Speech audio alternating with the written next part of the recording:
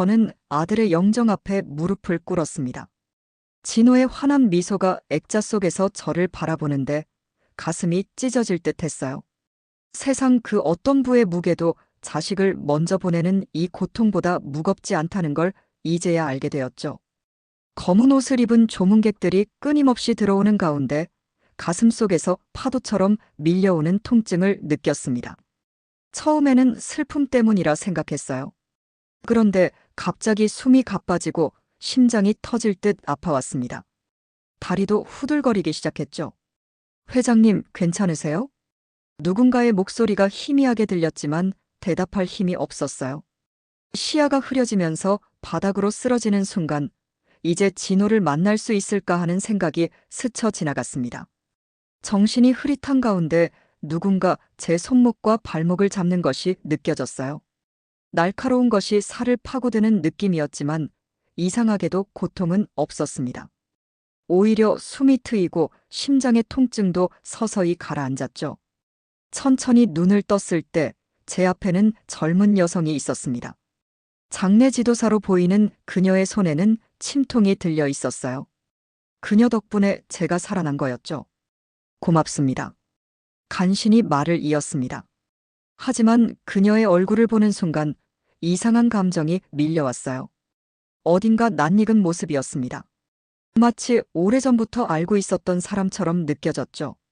특히 그 눈빛은 직원들이 저를 부축해 휴게실로 안내했어요. 그 여성은 혼란스러운 표정으로 어디론가 사라졌습니다. 잠시 마음을 추스르고 그녀를 찾아 나섰어요. 제 생명을 구한 사람에게 제대로 감사 인사를 전하고 싶었거든요. 휴게실에서 그녀를 발견했습니다. 창백한 얼굴로 앉아있는 모습이 어딘지 아파 보였어요. 당신 덕분에 살았소. 정말 고맙습니다. 아닙니다, 회장님. 제가 한 일이라곤. 그녀는 자신이 한 일에 당황한 듯 보였습니다. 저는 그녀 옆에 앉았어요. 왜인지 이 낯선 이에게 제 이야기를 하고 싶었죠. 저에게는 딸이 하나 있었소. 서연이라고. 제 입에서 오랫동안 가슴에 묻어두었던 딸 이야기가 흘러나왔습니다. 어릴 적 가족여행 중 사고로 실종된 딸을 찾기 위해 전국을 헤매던 날들, 그리고 결국 포기해야 했던 그 고통스러운 순간들까지요. 장례식 이틀째, 저는 다시 그 자리에 섰습니다. 아들을 보내는 슬픔 속에서도 마음 한구석에는 어제 만난 그 여성에 대한 생각이 자리 잡고 있었어요. 그녀의 이름은 윤서연. 제 딸과 같은 이름이었죠. 단순한 우연일까요? 아니면 무언가 더 깊은 의미가 있을까요? 조문객들을 맞이하는 동안에도 자꾸 그녀를 찾게 됐습니다. 그녀는 다른 장례 지도사들과 함께 묵묵히 자신의 일을 하고 있었어요. 전문적인 모습이었지만 어딘가 혼란스러워 보이는 눈빛이 마음에 걸렸죠. 김 관리자. 제가 불렀더니 어제 서연 씨 옆에 있던 남자가 다가왔어요. 윤서연 씨에 대해 좀 알고 싶습니다. 김철민은 잠시 망설이더니 조용히 대답했습니다. 서연 씨는 2년 전부터 여기서 일하고 있습니다. 제가 우연히 그녀를 만났을 때 그녀는 기억을 잃은 상태였어요. 과거에 대해 거의 기억하지 못했죠. 그 말에 저는 가슴이 뛰기 시작했어요. 기억상실? 혹시. 그런데 어제 회장님께 침수를 했더군요. 사실 서연 씨는 예전에 한의사였다고 합니다. 자격증을 가진 전문가였죠. 하지만 무슨 사고가 있었던 것 같아요. 자세한 건 그녀도 기억하지 못합니다. 점심시간, 저는 의도적으로 그녀가 있는 휴게실로 향했습니다. 그녀는 홀로 앉아 무언가 생각에 잠겨 있었어요. 제가 다가가자 놀란 듯 일어섰죠. 앉으세요. 방해해서 미안합니다. 서연은 조심스럽게 다시 자리에 앉았어요. 저도 그녀 앞에 앉았습니다. 어제는 정말 고마웠소. 덕분에 살았습니다. 아니에요, 회장님. 저도 제가 어떻게 그런 일을 했는지. 그녀의 목소리가 떨렸어요. 혼란스러워하는 모습이 역력했습니다. 한의사셨다고 들었소. 그녀의 눈이 커졌어요. 놀란 표정이었죠. 혹시 어린 시절 기억은 있으신가요? 서연은 고개를 저었습니다. 거의 없어요. 가끔 꿈에서 강물 소리를 듣곤 합니다. 그리고 누군가 제 이름을 부르는 소리. 어쩌면 아버지의 목소리였을지도 모르겠어요. 그 말에 제 심장이 멈추는 것 같았습니다. 저희 딸은 강에서 실종되었어요. 가족여행 중 갑자기 불어난 강물에 휩쓸려 사라졌죠. 그날의 기억이 생생하게 떠올랐습니다. 혹시 당신 성함이 원래부터 윤서연이었나요? 그녀는 잠시 생각에 잠기더니 대답했습니다. 사실, 확실하지 않아요. 제가 기억을 찾기 시작했을 때 그냥 그 이름이 익숙했을 뿐이에요. 정말 제 이름인지는 더 이상 참을 수 없었습니다. 그러나 여전히 조심스러웠어요. 만약 제가 틀렸다면 또다시 상실의 고통을 겪게 될 테니까요. 실례지만 당신의 왼쪽 발목을 볼 수 있을까요? 서연은 의아한 표정을 지었지만 천천히 바지를 걷어 올렸습니다. 그리고 거기 왼쪽 발목에는 작은 반달 모양의 흉터가 있었어요. 제 딸이 3살 때 다쳤던 바로 그 자리에 있는 흉터였죠. 숨이 멎는 것 같았습니다. 세상이 멈춘 듯 했어요. 그녀가 정말 제 딸이었습니다. 당신은 서연이 내 딸. 말을 잇지 못했어요. 눈물이 앞을 가렸습니다.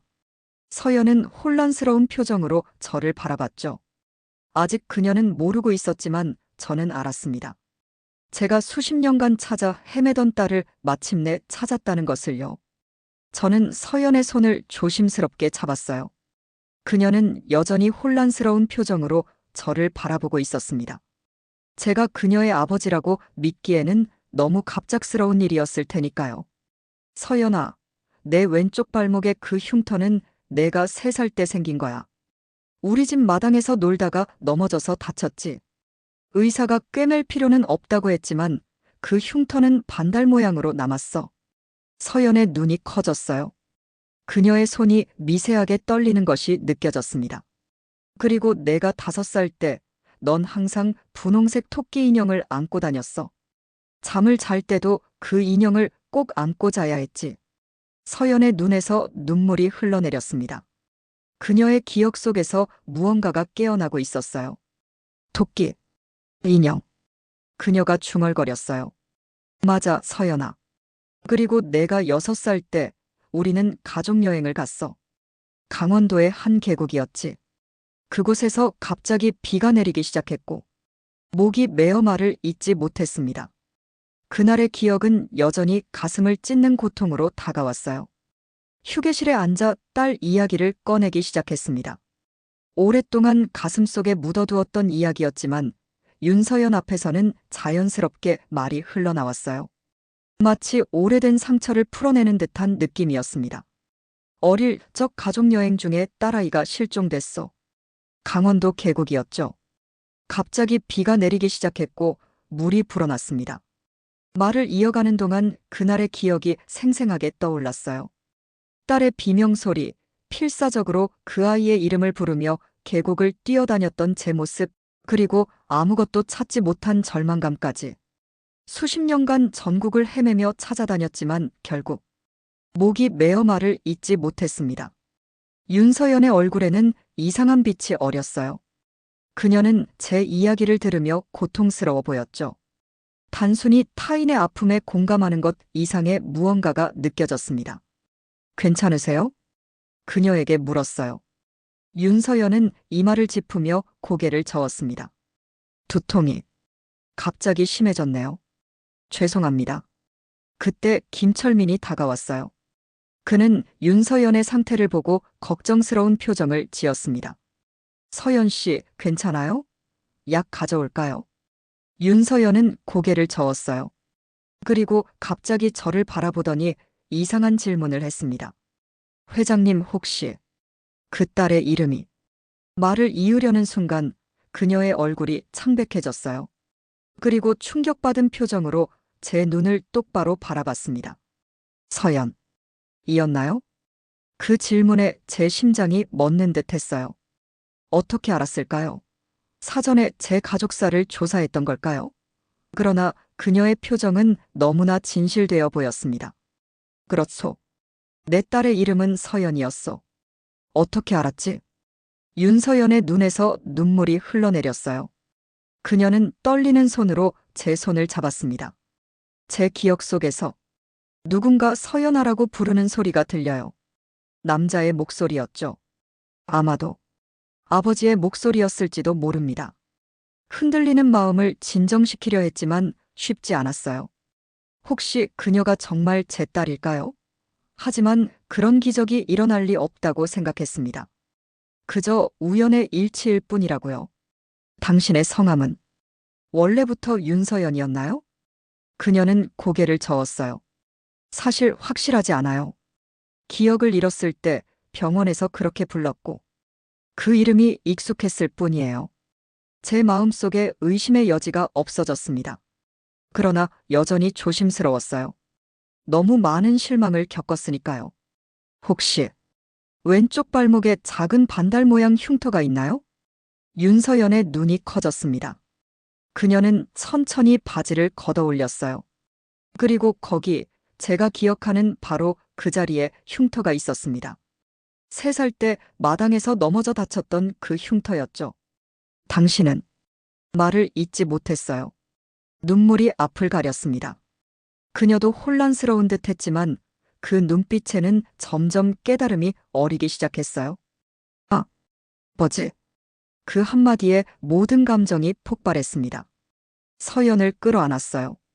20년이 넘는 세월 동안 꿈에서도 그리던 순간이었습니다.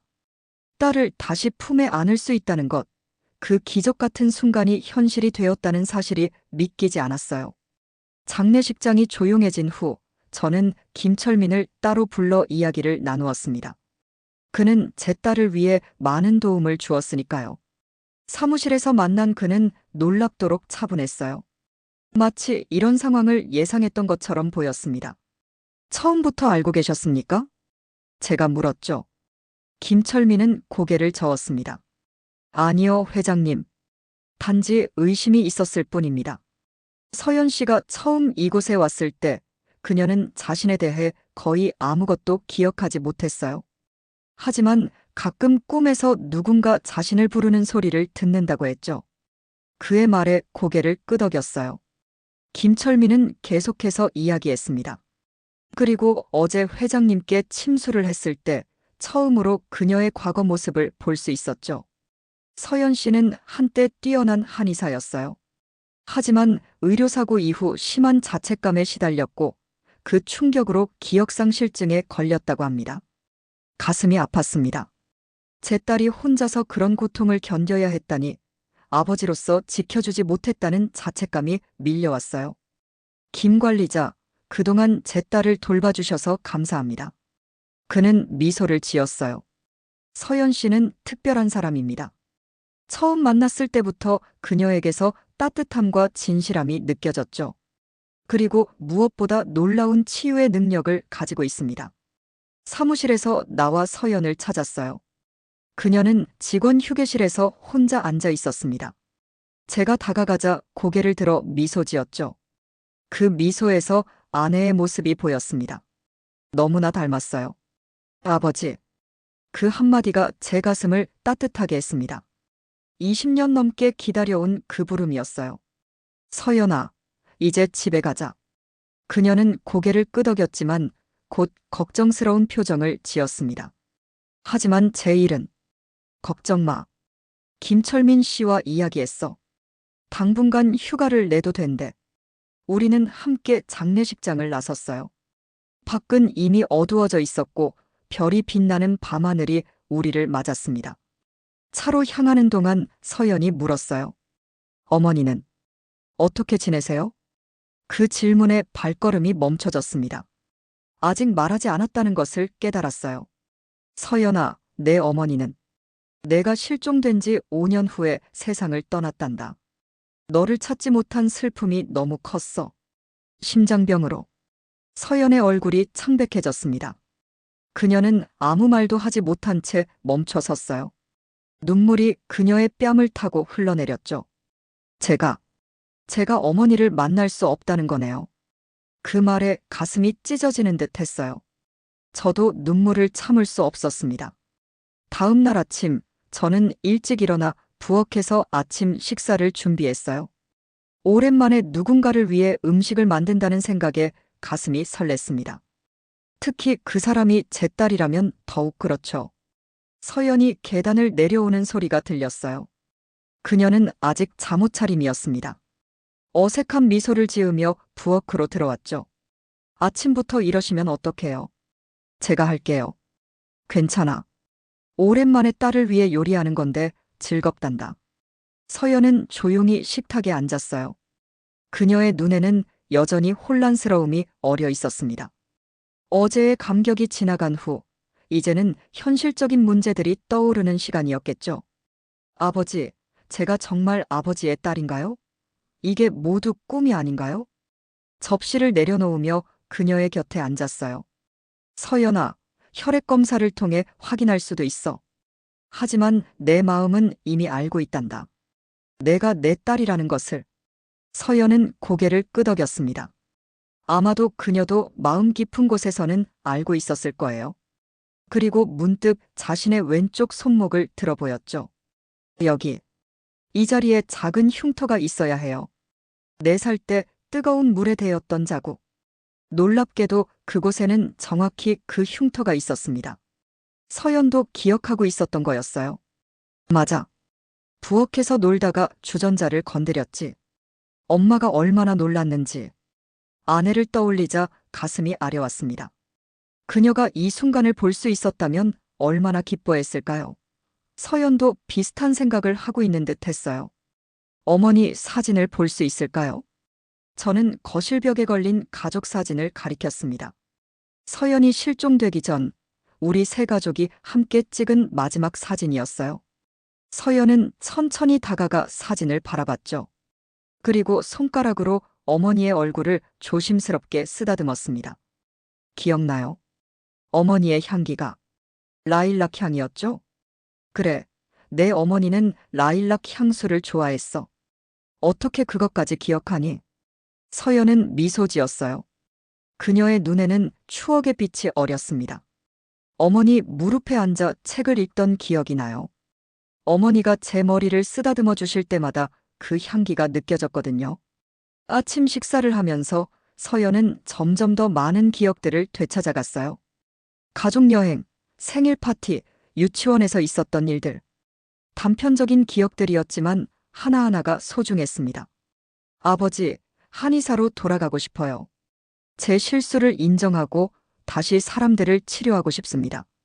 그게 제가 진정으로 원하는 일이니까요. 그 말을 들으니 자부심이 차올랐어요. 딸이 자신의 과거를 회피하지 않고 직면하려는 용기에 감동받았습니다. 그래, 내가 도와줄게. 모든 것을 새롭게 시작하자. 서연이가 돌아온 후 일주일이 지났어요. 아침 햇살이 거실을 가득 채운 날, 저는 서연이에게 특별한 제안을 했습니다.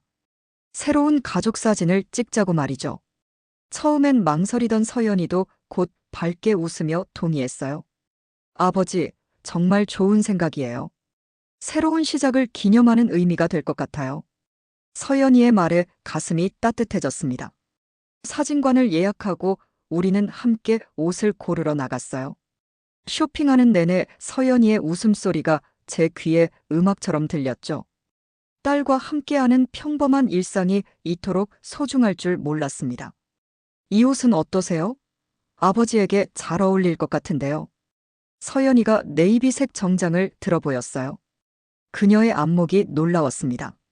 내 눈썰미는 어머니를 닮았구나. 항상 내게 잘 어울리는 옷을 골라주곤 했지. 그 말에 서연이의 눈빛이 잠시 흐려졌어요. 어머니를 기억하지 못한다는 아쉬움이 느껴졌습니다. 하지만 곧 밝게 웃으며 자신의 옷을 고르기 시작했어요. 사진관에서 우리는 나란히 앉았습니다. 사진작가가 카메라를 준비하는 동안 문득 진호가 떠올랐어요. 그 아이도 이 자리에 함께 있어야 했는데. 그런 생각에 눈시울이 붉어졌죠. 서연이가 제 손을 꼭 잡았습니다. 아버지, 진호도 분명 지금 우리를 보고 있을 거예요. 하늘에서 미소 짓고 있겠죠. 놀랍게도 서연이의 말이 큰 위로가 되었어요. 눈물을 삼키고 카메라를 향해 미소 지었습니다. 이렇게 우리는 새로운 가족 사진을 남겼죠. 사진 속에는 슬픔과 기쁨이 교차하는 복잡한 감정이 담겨 있었지만 무엇보다 희망이 빛나고 있었습니다. 집으로 돌아오는 길에 서연이가 조심스럽게 말을 꺼냈어요. 아버지, 김철민 관리자님께 연락했어요. 한의사 자격증 재취득에 대해 상담했더니 도움을 주시겠다고 하셨어요. 그 말을 듣고 기뻤습니다. 김철민은 정말 고마운 사람이었어요. 서연이가 이제 자신의 길을 다시 찾아가려는 모습이 자랑스러웠죠. 좋은 소식이구나. 내가 도울 일이 있으면 언제든지 말해. 사실, 작은 공간이라도 필요할 것 같아요. 공부할 곳이요. 저는 웃으며 고개를 끄덕였습니다. 서재를 내 공부방으로 써도 좋아. 아니면 회사 건물에 공간을 마련해 줄 수도 있고. 서연이는 감사하다며 환하게 웃었어요. 그 모습에서 어린 시절 그녀의 활기찬 모습이 오버랩되었습니다. 2달이 지났어요. 서연이는 한의사 자격 재취득을 위해 매일 열심히 공부했습니다. 책상에 앉아 의학서적을 펼쳐놓고 집중하는 모습이 진지했어요. 가끔 어려운 내용을 만나면 메모하고 나중에 김철민이 소개해준 교수님께 질문하곤 했죠. 아버지, 생각보다 많은 것을 기억하고 있어요. 손이 먼저 기억해내는 것 같아요. 서연이가 말했습니다. 침술 훈련을 할 때면 그녀의 손은 마치 오랜 시간 그 일을 해온 것처럼 자연스럽게 움직였어요. 몸이 기억하고 있었던 거죠. 사람의 몸은 참 신기하단다. 머리가 잊어도 몸은 기억하니까. 시험일이 다가오면서 서연이의 긴장감도 높아졌습니다. 저는 그녀가 너무 무리하지 않도록 신경 썼어요. 가끔은 억지로라도 책을 덮게 하고 함께 산책을 나가기도 했죠. 서연아, 너무 압박감을 느끼지 마. 첫 시험에 합격하지 못해도 다시 도전하면 돼. 알아요, 아버지. 하지만 저 자신에게 증명하고 싶어요. 제가 다시 시작할 수 있다는 것을요. 그녀의 의지가 대단했습니다. 과거의 실패와 상처를 딛고 새롭게 일어서려는 용기가 느껴졌어요. 시험 결과가 나오기까지 2주가 걸렸습니다. 그 기간 동안 서연이는 한가하게 지내지 않았어요. 오히려 더 바빠졌죠. 옛 한의원 자리를 찾아가 그곳의 상태를 확인하고 필요한 리모델링 계획을 세웠습니다. 마침내 결과 발표일이 왔어요. 서연이는 아침부터 컴퓨터 앞에 앉아 결과를 기다렸습니다. 시간이 되자 떨리는 손으로 키보드를 두드렸어요. 잠시 후 그녀의 환호성이 집안에 울려 퍼졌습니다. 합격했어요, 아버지. 제가 해냈어요. 그 순간의 기쁨은 말로 표현할 수 없었어요. 서연이를 꼭 안아주었습니다. 그녀의 눈에서는 기쁨의 눈물이 흘러내렸어요. 어머니와 진호도 알면 정말 기뻐하실 거예요. 서연이의 말에 고개를 끄덕였습니다. 분명 그럴 거예요. 한 달 후 서연이의 한의원 개업식이 있었어요. 옛 한의원 자리를 완전히 새롭게 단장했습니다. 벽은 따뜻한 색으로 칠하고 환자들이 편안함을 느낄 수 있도록 공간을 구성했어요. 첫 진료일 서연이는 한복 진료복을 입고 거울 앞에서 마음을 가다듬었습니다. 저도 아침 일찍 일어나 그녀를 응원해주러 한의원에 들렀어요. 첫 환자는 누구지? 동네 어르신이세요. 오래전부터 허리 통증으로 고생하셨다고 해요. 서연이의 눈빛에서 진정한 의사의 면모가 느껴졌습니다. 그녀는 이제 단순히 제 딸이 아니라 사람들의 고통을 덜어주는 치유자로서 새로운 길을 걷기 시작했어요. 첫 환자가 도착했을 때 저는 조용히 한의원을 나왔습니다. 이제 서연이는 홀로 설 수 있는 강한 사람이었으니까요. 그리고 저는 그런 딸이 자랑스러웠어요. 그날 저녁 서연이는 기쁨에 찬 얼굴로 돌아왔습니다. 첫날이 정말 뜻깊었어요, 아버지. 환자분이 침 맞고 한결 편안해지셨다고 하셨어요. 그녀의 말에 고개를 끄덕였어요. 이제 내 인생의 새로운 장이 시작된 거야, 서연아.